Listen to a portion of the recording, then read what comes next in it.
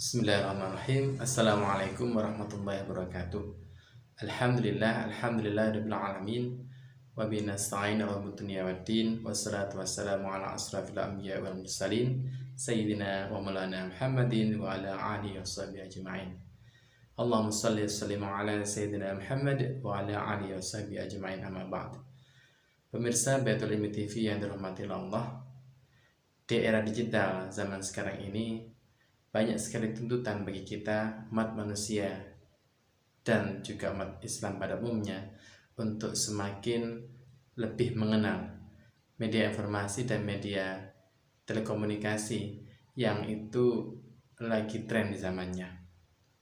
Kalau kita dulu mungkin kita masih ada WhatsApp ya, masih ada aplikasi-aplikasi komunikasi yang itu satu arah, maka pada kesempatan zaman now hari ini kita akan dituntut untuk lebih interaktif dan lebih komunikatif dalam menggunakan alat komunikasi.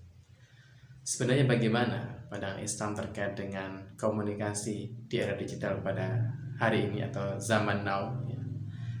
Di dalam Islam itu sendiri ya, Rasulullah SAW pernah ditanyai oleh sahabat terkait bagaimana ketika penyerbukan kurma. Kalau kita lihat bagaimana penyerbukan kurma itu, maka masuk di bidang pertanian.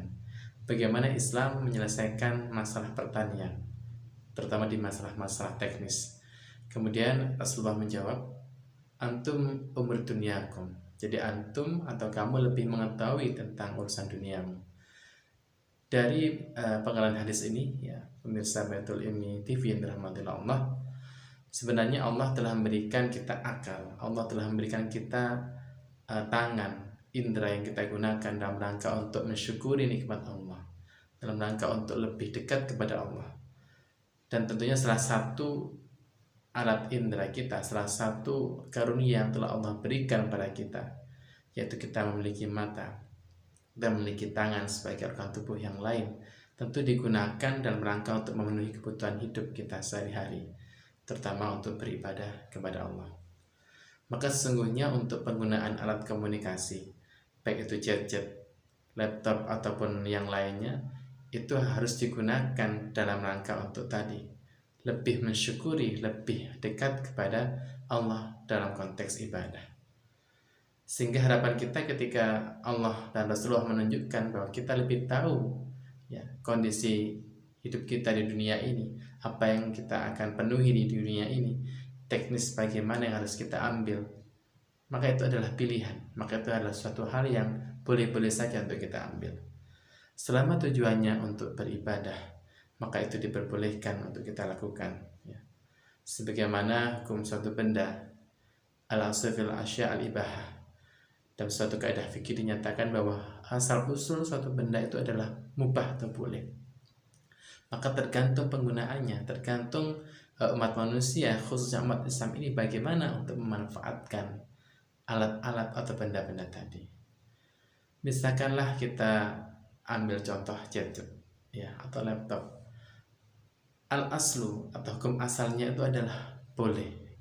Tapi ketika gadget atau laptop tadi kita gunakan untuk kemaksiatan, kita akses hal-hal yang itu menjurus pada pornografi, kita kemudian lebih pada berita-berita yang hoax yang kita sebarkan, maka itu adalah suatu hal yang terkait kemaksiatan ya. Baik itu kita bermaksiat kepada Allah, termasuk juga bermaksiat kepada yang lainnya. Pemirsa Baitul Ilmi TV dirahmati Allah, maka jika kita kembali pada hakikat bagaimana Allah SWT telah memberikan khasiat ya, pada benda-benda tadi, sebagaimana alat komunikasi, kita jadikan sebagai perantara kita untuk berhubungan dengan orang lain, baik itu secara lisan, baik itu secara pendengaran ataupun bahkan penglihatan kita, audiovisual dalam bahasa sekarang, maka kita gunakan itu semua untuk amal soleh. Kalau kemudian kita diberikan kelebihan kemampuan untuk berdakwah lewat media sosial, maka kita gunakan peluang itu.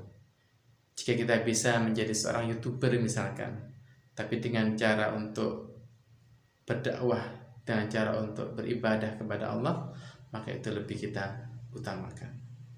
Jadi sekali lagi, tidak hanya kita melaksanakan itu konteksnya adalah materi, mencukupi kebutuhan hidup saja, mencukupi kebutuhan akan komunikasi, kebutuhan akan informasi, berita-berita yang harus kita dapatkan. Tidak cukup hanya itu, tapi dalam rangka untuk beribadah kepada Allah, dalam rangka untuk menyampaikan kebenaran di dunia ini.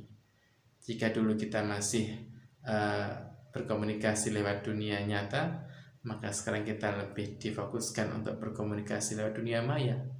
Maka itu bukan suatu hal yang kita pungkiri, tapi suatu hal yang harusnya kita hadapi. Pemirsa Baitul Ilmi TV yang dirahmati Allah, ketika kita melaksanakan syariat Allah, aturan Allah dengan benar, maka apa yang kemudian kita pegang, apa yang kita manfaatkan, dan apa yang kita gunakan tentu akan mengarah pada ridha Allah Subhanahu wa Ta'ala. Memang dalam kondisi yang sekarang, di tengah sistem kapitalisme sekuler yang merajalela, di mana kita dituntut bekerja, dituntut mencari nafkah bagi seorang laki-laki, bahkan dituntut untuk memenuhi kebutuhan hidup, itu hanya semata-mata untuk dunia saja, semata-mata untuk meraih materi saja, tapi menjauhkan diri kita dari kebutuhan akan Al-Khaliq, pencipta kita Allah Subhanahu wa Ta'ala.